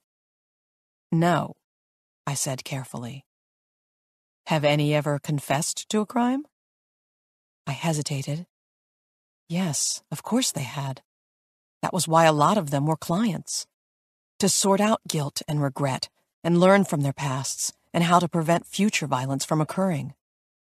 "Yes," I said flatly. "Have any of them told you about a future crime they were planning?" On this one, I stayed silent. I wasn't the one on trial here. I didn't have to answer him. I had doctor-patient confidentiality on my side, and, if you pretended that John Abbott didn't exist, I had a spotless track record in deciding which confidences to keep. A spotless track record assuming your clients tell you everything, a little voice inside my head whispered, and it was the same one that kept me awake on the bad nights. The truth of the matter was, I didn't know everything my clients did. I knew what they told me. They shared a lot, but they kept secrets from me too. Did Louis really stop beating his wife? I wouldn't know. Did Carlos still kill stray animals? Had he ever hurt a person? All I knew was what they chose to tell me. That was it. Robert rested his weight against the far wall, giving me plenty of room.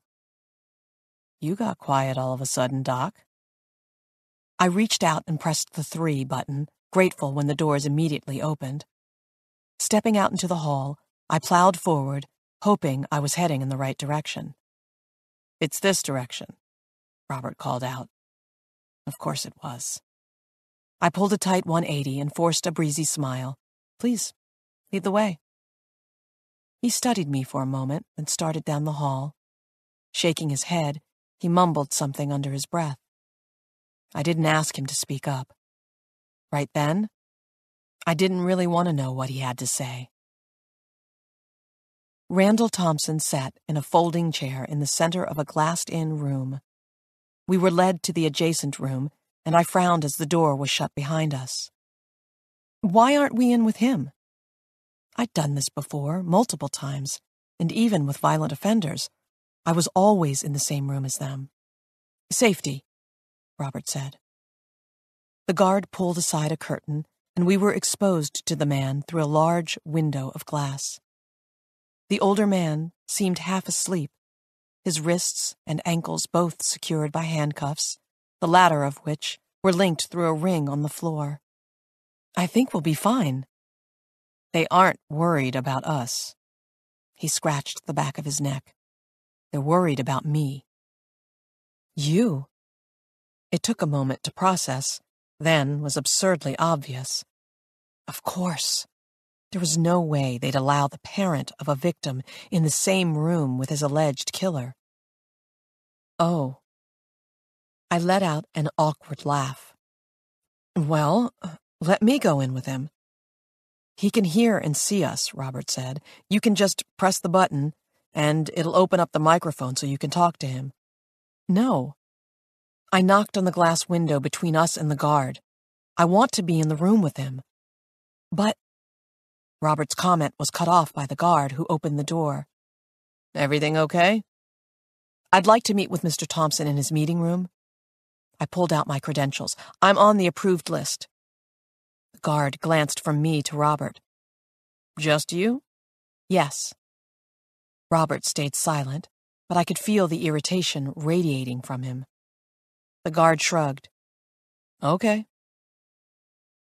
It took them 5 minutes to counsel me on the safety protocol, make sure I didn't have any weapons or contraband on me, and do a rigorous pat-down. I verified and re-verified that I would have privacy inside the room. Then I was stepping into the bare area. Randall Thompson turned his head and looked at me. "Who are you?" he asked warily. "I'm Dr. Gwen Moore." I walked to the center of the window and turned my back to it, aware that Robert and the guards were watching each move I took. "I'm a psychiatrist who specializes in clients with violent tendencies." "Let me guess. You're here to decide if I'm crazy." "Actually," I dragged a chair over from the corner, its feet shrieking against the floor in protest. "I'm here to see if Robert Kavin is crazy." It was an intentional move, one designed to pull the focus off him and lighten up the mood. An attention seeker would immediately react in a way that would yank the conversation back to him. Randall found the comment amusing. The change was visible. His shoulders losing some of their defeated slump, his spine stiffening back to life. "Are you serious?" "Completely." I sat down in the chair. "A grieving father defending his son's killer?" I made a face. "Come on." "I'm not a killer." His voice was quiet, but firm, resolute, with no attempt at eye contact and no fidgeting or change in his breathing. Either he was a good liar, or he was telling the truth. Could he be telling the truth? I frowned, worried at the implications of that possibility, which would mean that the Bloody Heart Killer was still out there. "Okay," I said simply. "But how does Robert Kavin know that?" He glanced at the window. "Is he out there?" "Yes, but he can't hear us. I'm a doctor, so you and I have our own form of confidentiality." He shifted in the chair, uncomfortable with the conversation. The chain between his ankles clanked against the floor hook and seemed to remind him of his position. He sobered, glancing at the floor restraint and back at me. "I don't know why he's defending me, but he's the only person who believes me. If you're here for me to throw dirt on him, you're barking up the wrong tree." "I can respect that." I leaned forward and rested my forearms on my knees. "Got any questions for me?" This surprised him, and it was a method I used a lot with new clients.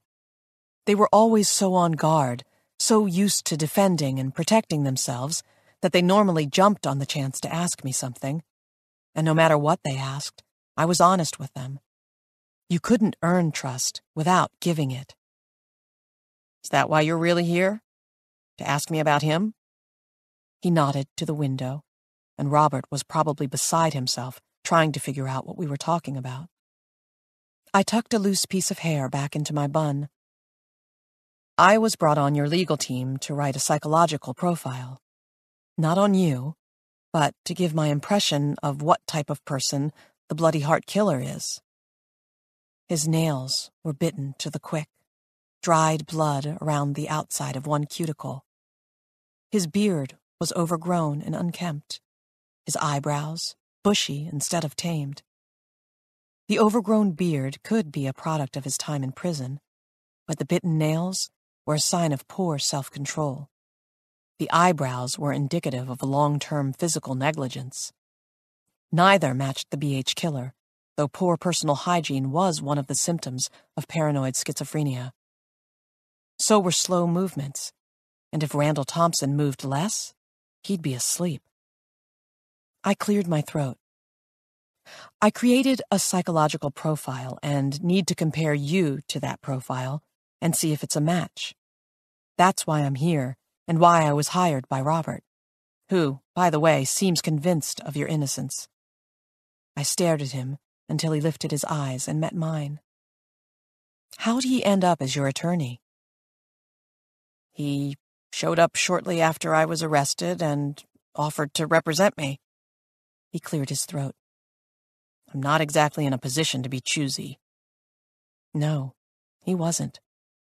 After sending my profile to Robert, I had caught up on the television reports and the news articles on Randall. The media had done an excellent job of dissecting and documenting his unimpressive life. He lived in a run-down home that had belonged to his parents, earned a menial wage from teaching, and was a strip mall Santa each holiday season. He kept the beard and belly year-round, and had the pallor of someone who rarely saw sunlight. I didn't like it. It didn't feel right for the BH killer. I switched tactics. "We know someone in common." I clipped my pen into the top of my binder. "Luke Attons." I watched him closely, waiting for a reaction to the mention. He stared at me blankly, and unless this guy grew a personality when he drank coffee, I didn't know how he'd ever earned a nomination for Teacher of the Year. "Luke Attons," I repeated. "He was a student of yours." "Oh," he nodded, but there was nothing there. "Okay. How long ago?" "I'm not sure exactly. Probably 10 years ago?" He lifted his shoulders in a half shrug. "Lots of kids come through my classroom. 200 a year. It's hard to keep track of them all." I thought of Luke, of the raw rage trembling through his features, and how he would react if he knew that Randall Thompson didn't remember him. I took a risk and lied, filling in the blanks that Luke Attons had given me, and hoping it would goad Randall Thompson into revealing something. "He says that you acted inappropriately toward him. Sexually." His features immediately shuddered, a door closing in my face. "No, absolutely not." "Maybe you don't remember it," I suggested. He looked me right in the eye, and it was the most energy he'd given me so far. "I'm not a fag," he said, emphatically, and the corner of his lip lifted in a sneer. One key that fit into place. Strong disdain toward homosexuality. And there was something in those eyes, in the flare of emotion, that read predator. I'd been around too many dangerous individuals to not recognize one in the flesh. This one was slow and old, would probably wheeze over and die while chasing you through the woods, but there was still something rotten behind that wary stare. My impressions of him clicked through my mind. What matched my profile? What didn't? My instincts on his character versus my clinical opinion in the profile. He wasn't an innocent man, despite what Robert protested. Had mild signs of paranoid schizophrenia, but poor hygiene and slow movements weren't unique identifiers. The big question was he the BH killer? Robert waited until we were out of the jail and halfway across the parking lot before asking my thoughts. I don't know yet. Let me go through my notes. I noticed a news van at the far end of the lot. A camera pointed our way and increased my speed. Gwen? It was more of a warning than a plea. He unlocked his car and the lights on the Mercedes flashed. I met his eyes over the roof of the car and fished in my purse for my own keys. These aren't building blocks, Robert.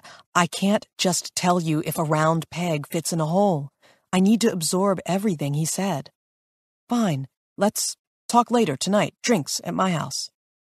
I glanced toward the cameras, aware that one was headed our way. What about tomorrow? I'll call your office and schedule an appointment. His grin was almost wolfish when it unfurled across that mouth. Oh, come on. If I spend any more time in my office, I'll go batty. We can relax at the house, sit by the outdoor fire. Trust me, I'll be a perfect gentleman. And he always had been. The issue was on my end. I had never been to his house, but I was assuming it was like the rest of him. Smooth, tempting. A siren's call to slip off your heels, unbutton your blouse, and guzzle wine like a cheap whore. Tomorrow, I tried again. I'm free in the afternoon. He opened his car door and prepared to step inside, his final words tossed over the roof of the car as he disappeared inside. Come by the house at 8. I'll text you the address. No, I thought, no. His engine purred to life and I took a step back, then glanced around for my car. Spotting it 3 rows over, I headed toward it. As Robert's Mercedes swung past me, I didn't turn my head and didn't acknowledge it. No, I thought, I will not be at your house at 8.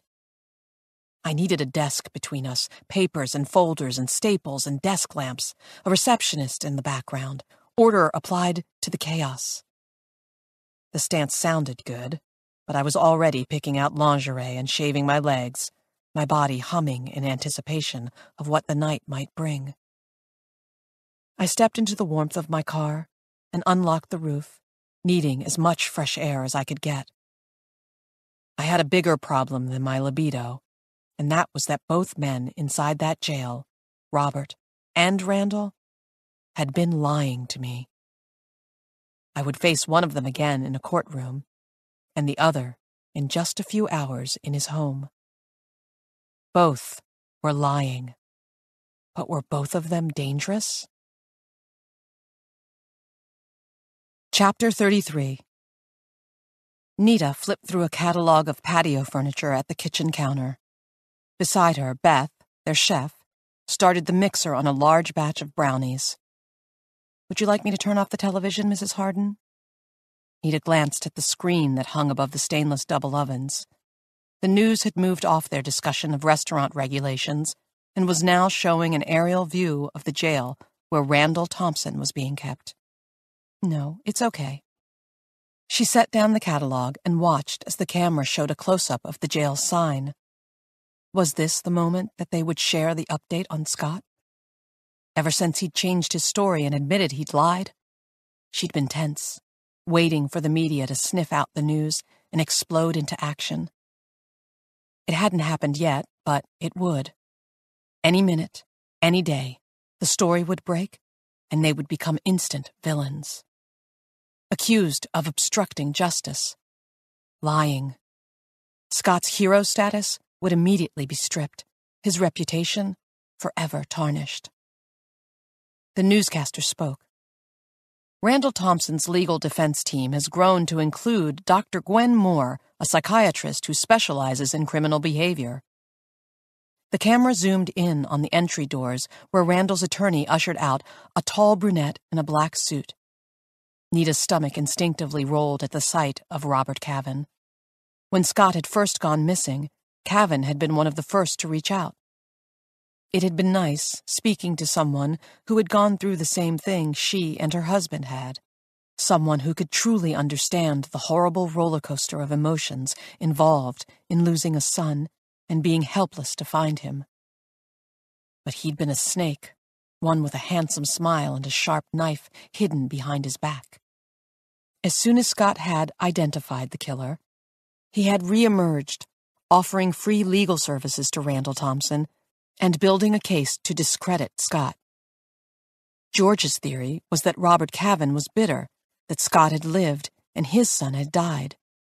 He thought Kavin was punishing them because he'd lost Gabe, so he wanted to make Scott's life hell. Nita refused to believe that a parent would be that selfish.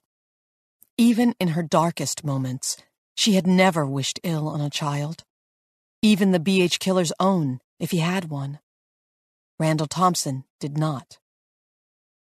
Dr. Gwen Moore is known for her work with the Los Angeles Police Department on the Red River shooter. The camera flipped to show a close-up of Gwen, who was striding through the parking lot. She was a beautiful woman. Dark hair, pale, porcelain skin. She had a slightly upturned nose, which gave her a sense of youthfulness. Her eyes caught the camera, and she stared at it coolly, then continued walking. She looked like a woman who had all the answers, which must be nice. At the moment, Nita was swimming in questions, all of which concerned her son. She glanced toward the ceiling in the direction of Scott's room. It had been a week since he'd confessed the truth to the police, and she had barely seen him during that time. He stayed in his room, the door locked, and ignored any offers for food or attempts to get him out of the house.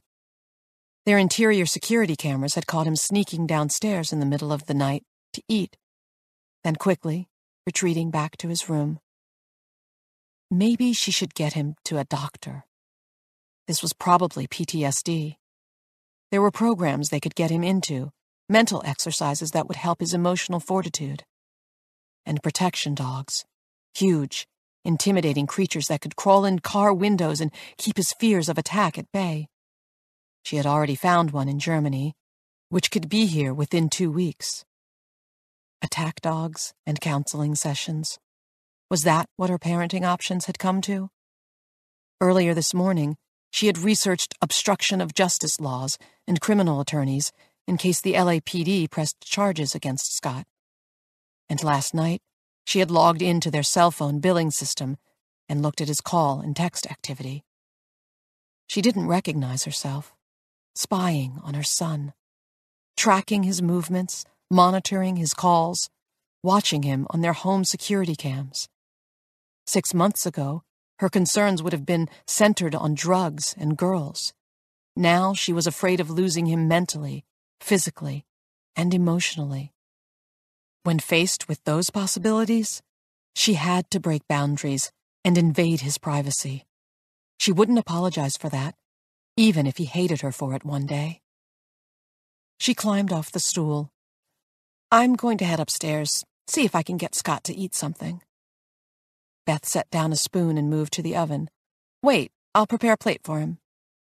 Opening the door, she pulled out the tray of cheeseburgers she'd kept warm in hopes he would come downstairs. Nita waited as she assembled one with bacon strips and a bun, half-wrapped it in foil, and placed it on a tray with a handful of crispy fries and a bottle of ketchup. You want mustard or pickles? Beth asked. No, this is fine, thank you. Nita skipped the stairs and took the elevator, juggling the tray with one hand as she closed the gate and pressed the button for the second floor. Scott's phone records had been alarming, so much so that she had woken up George to get his take on them. There had been almost constant activity until the day he was taken. Then, as expected, complete silence for 7 weeks. Then, upon his return, almost nothing. Almost. With the exception of his single call to the realtor, all his calls and texts had been to a single number. Just one. No calls to Kyle or Lamar or Andy. No back-and-forth messages with the dozens of girls who had always hung around, hoping for his attention. This had been just one number and dozens of calls and texts to it. The calls had been short, less than a minute in length, and all the texts outgoing, with none incoming. Then, a couple of weeks ago, he stopped, and his cell phone usage ceased to nothing, as if he were gone again. George had told her to call the number, which she had. It had gone straight to an automated voicemail, one that repeated back the number, but gave no hint to its owner. The elevator chimed and she stepped off. At Scott's door, she knocked, then jiggled the heavy chrome handle. "Scott, it's Mom." Music played from inside the room, and this was how suicides happened. Emotional withdrawal was always the first sign, according to the articles she was reading online. And Scott had been sulking ever since they'd returned from the police station, and he and George had had that fight. God, she would almost rather take the screaming over the silence. Though, later, George had agreed. Yelling at Scott hadn't been the right move. Yes, he had lied to the police. Yes, he could be facing an obstruction of justice charge, but he was alive. Home. Safe. The other details didn't matter. "Scott, Beth just made bacon cheeseburgers." She tried again. "I've got one hot and ready for you, with those crispy fries you like. Please open up." She put her ear to the door and listened. Nothing. Could he even hear her? At the end of the hall, the door to their study opened, and George emerged. He was in pale green golf shorts and a white polo, and looked as successful and put together as he had the very first time she'd seen him 22 years ago. "The door still locked?" George asked. "Yes." She used the flat end of her fist to pound on the door. It created a soft thud, and if she'd hit her childhood bedroom door that hard, it would have cracked the cheap plywood. George spoke from behind her. "Just let me kick the door in. He's not going to open it." A week ago, she would have argued with him, but her concern for Scott was beginning to border on panic. "You shouldn't have been so hard on him," she said, quietly, though she had been right there beside him, both of their voices raised in frustration during the drive home from the station. "Scott," George called out, "open the door or I'm going to break it down." The music turned down, and Nita held her breath. A few moments later, Scott opened the door. At the sight of her son, she put a hand on her husband's arm and gently pushed him away. Navigating into the room with the tray of food, she gave George a warning look and pulled the door closed behind her. "Come on, Mom," Scott groaned, his shoulders slumping. "I just want to be alone." She set the tray on his desk and made her way to his mini-fridge. Opening the door, she tisked over the almost empty contents. All sugary soda. Her son, who had once been so health-conscious, was now just like every other American teen. Half-opened bag of Cheetos on the top of the fridge. An overflowing trash can with candy bars and empty soda cans. She pulled an orange soda from the fridge and brought it to him. He already had his butt in the desk chair, the burger to his mouth. Fast, ravenous bites. He was shirtless, and her gaze traced over the heart outline that Randall Thompson had cut into his chest. He cleared his throat, and she realized he was watching her. She averted her gaze. "Sorry. It's okay." He stuffed a fry in his mouth. "I can put some ointment on that," she offered. "I have a scar repair cream I used after my knee surgery that really worked." Her offer dropped off as he shifted away, almost shielding the wound from her. "I don't want to put anything on it." She frowned. "It'll leave a scar, Scott. Surely you don't want to—" "No!" The curiosity in his tone shut her up. She swallowed and sat on the edge of his bed. "I was just trying to help." His face softened. "I know, Mom. I don't want to lose the scar. This happened to me. I'm not going to forget it." Of course he wasn't. And she wasn't trying to make him forget anything. She just wanted to heal him, inside and out. "We miss you, Scott. You don't have to lock yourself away up here." "I don't want to talk to anyone. I know, but Scott... She swallowed the urge to ask him a dozen questions and settled for one. Why'd you tell us that you escaped? Why didn't you just tell us that he let you go? He took a bite of the burger and chewed, his eyes on the wall before him, his shoulders stiff with tension. By the time he wiped his mouth, he never wiped his mouth, she was ready to reach out and shake him. I don't know. No one else was let go. In Scott's newest statement to the police, he said Randall had unlocked his handcuffs and put him in the trunk of his car, then drove him out to a gas station a couple of miles from their house, where he pulled him out and told him that he'd let him go, but only if he ran straight home. I was different, he'd said, his voice thick with emotion.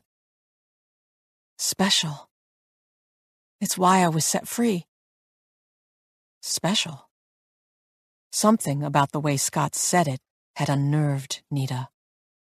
There was gratitude in his voice, a spark of pride in his eyes.